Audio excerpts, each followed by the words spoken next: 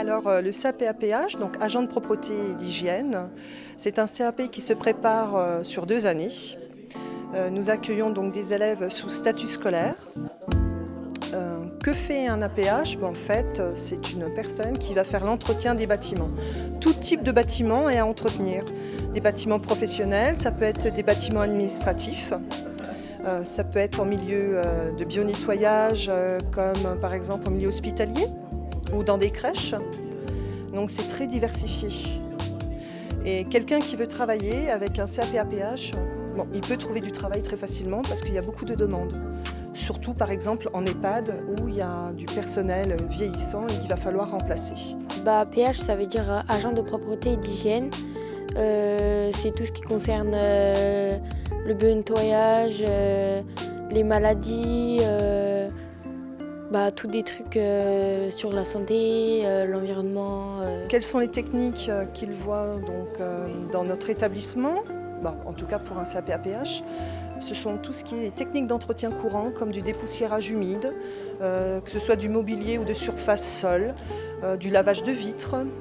On va faire des techniques de rénovation comme du décapage de thermoplastique ou de la rénovation de textiles avec de l'injection-extraction, des shampoings. On va utiliser diverses machines, donc on peut travailler avec des machines ou manuellement. Donc pour les machines utilisées surtout, ce sont des nettoyeurs vapeur, des monobrosses, des autolaveuses, des rotolaveuses, des injecteurs extracteurs, si je ne l'ai pas déjà dit, je crois que je me suis répétée, excusez-moi. Voilà, donc c'est vraiment très diversifié et ça peut toucher les jeunes parce que c'est très intéressant puisqu'on touche des machines. Alors on ne reste pas statique, assis sur une chaise. On peut faire dans les nettoyages de bâtiments, on peut faire aide à la personne, on peut faire dans le nettoyage dans les magasins, dans les entreprises. Alors en fait, comment on travaille nous sur le CAP?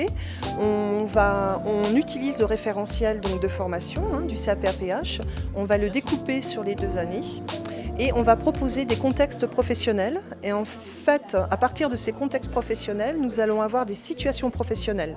Par exemple, si on étudie le contexte professionnel de la crèche, on va voir, par exemple, le bio-nettoyage des jouets, le bio-nettoyage d'une salle de jeu, pour que ça soit plus concret pour les élèves. Il y a une bonne entente avec l'ensemble de la classe et avec les professeurs d'APH.